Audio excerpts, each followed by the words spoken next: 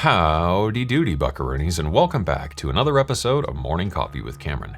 My friends at Cableguys just released a new Shaper plugin called NoiseShaper, and today we're going to be checking it out. NoiseShaper is a very expressive, versatile, dynamic, rhythmic, reactive, multi-mode, multi-band noise texture adder thingy, and it comes in at only $34 with the intro price, normally selling at $60. It's also part of ShaperBox 2, which is a collection of all these Shaper modules that you can mix and match any way you want. That comes in at $99. Both of these are available now. If you want to check them out for yourself, you can use the link down below to help support ya boy right here. And today's video is also brought to you by my friends at Cableguys, so big thank you to them for helping to keep the lights on. Alright, so here we are in the DAW with a session I cooked up in like 15 minutes just to show you some before and after of what ShaperBox and the new NoiseShaper can do for your tracks.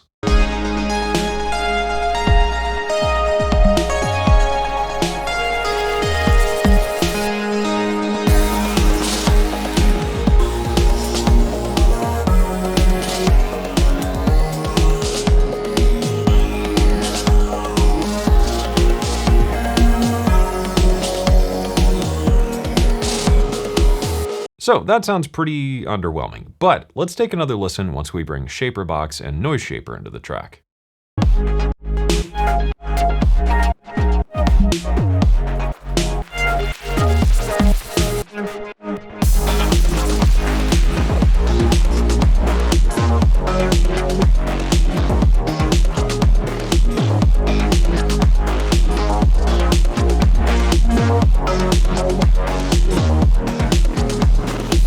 That is a look at what ShaperBox and the new NoiseShaper can do for your productions. Rather than breaking this down in all the gory details, because it works so similarly to many of the other Shaper tools inside of ShaperBox, I figured it would be best just to maybe share a couple of notable features about this plugin. The first big thing with NoiseShaper is just the amount of noises it comes with. We've got three main categories: noise, organic, and analog. These are everything from very basic noise like white noise to some Foley textures like ice, rain on the roof, keys rattling, and things like that, and analog, which includes all your typical stuff like vinyl crackle, hum, and other things like that, just to add that bit of worn out lo-fi broke down texture to whatever you want. The envelope inside of NoiseShaper has two key modes, follow and duck. So follow will open up along with the amplitude of something. So here I've got some drums. Let's just bypass this. Let's bring in NoiseShaper. So that opens up with everything. We can set a threshold as well as an amount. Now duck is the inverse of this. It ducks the noise out of the way whenever a hit occurs.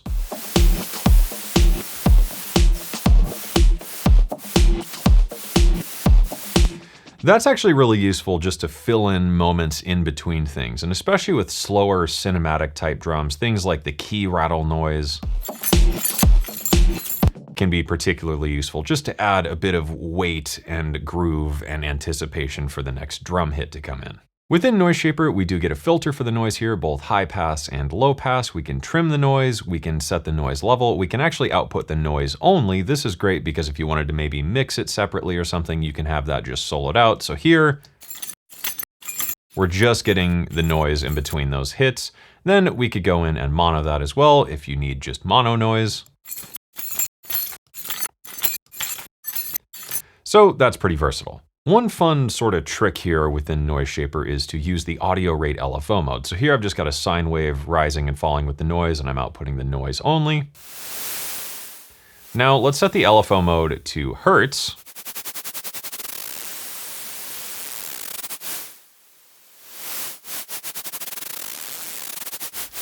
As you can probably imagine, automating that within a track is a great way to add some transition effects and create things like risers. On the sound design side of things, one really useful trick is to set the MIDI trigger to be one-shot mode. Here I've got a bass line that I'm running through ShaperBox. I'm going to bypass this. Nothing too fancy. With a bit of drive shaper,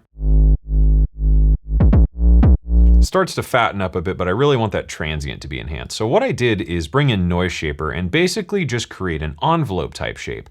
This is going to be triggered by the incoming MIDI, and since it's only one shot, it's just going to happen on the initial impact of that note and bring out a bit more transient information.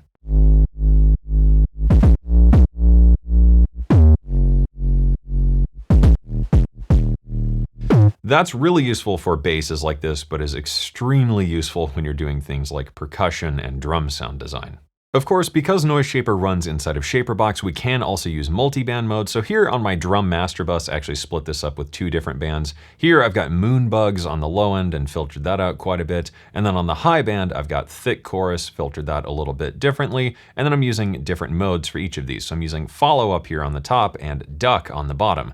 So that gives me a much fuller drum mix, and pumping that through a bit of Drive Shaper just makes life worth living. So taking that out,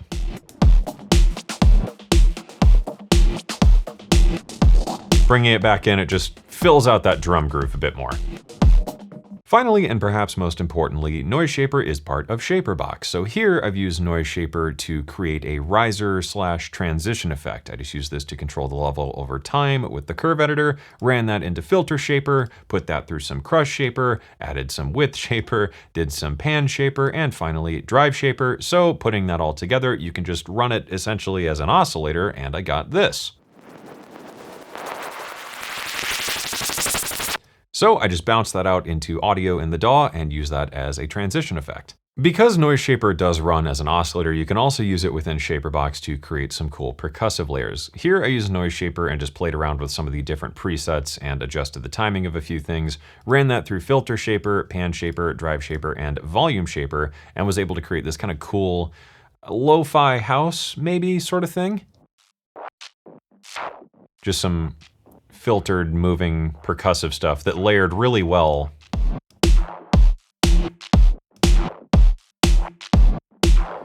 with the other percussive elements that I had going on in the track. NoiseShaper is also really useful just to make things feel a bit more substantial. Here I've got NoiseShaper running on the kick drum, which on its own sounds like this,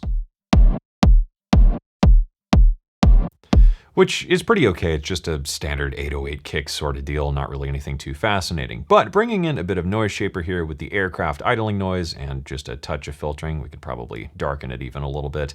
With a very fast attack and release, I was able just to add a bit of weight to the whole kick sound.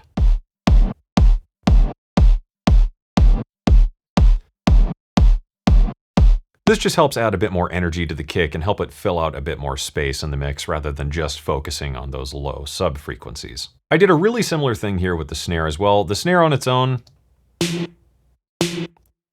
just sort of an 808 snare. Bringing in NoiseShaper though, it just adds a little bit more energy. We could even push that maybe through a little bit of Drive Shaper as well,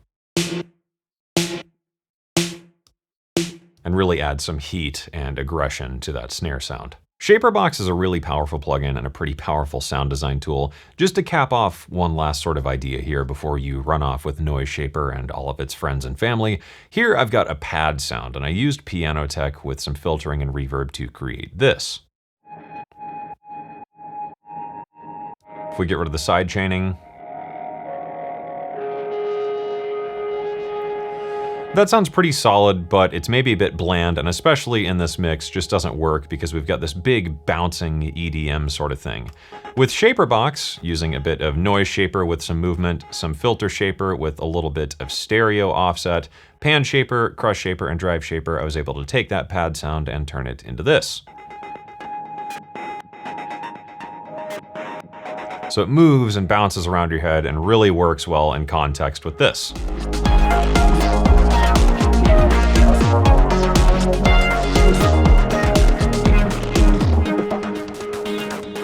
And as you can hear, even as this whole thing decays, there's just lots of interesting rhythm and motion and movement, and that's really the powerful thing about ShaperBox.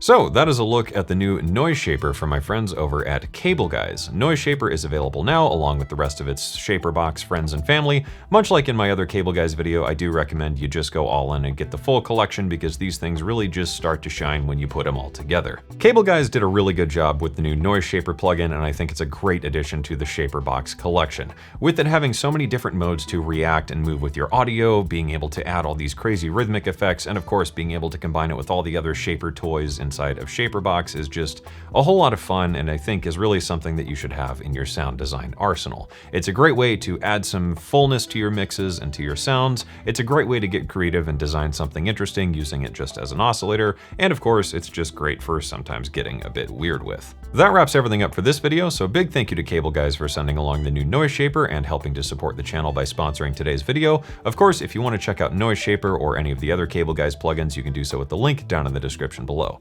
Thanks for watching, I hope you enjoyed it, I hope you learned something, and as always, I hope this inspires you to get out there and make something awesome.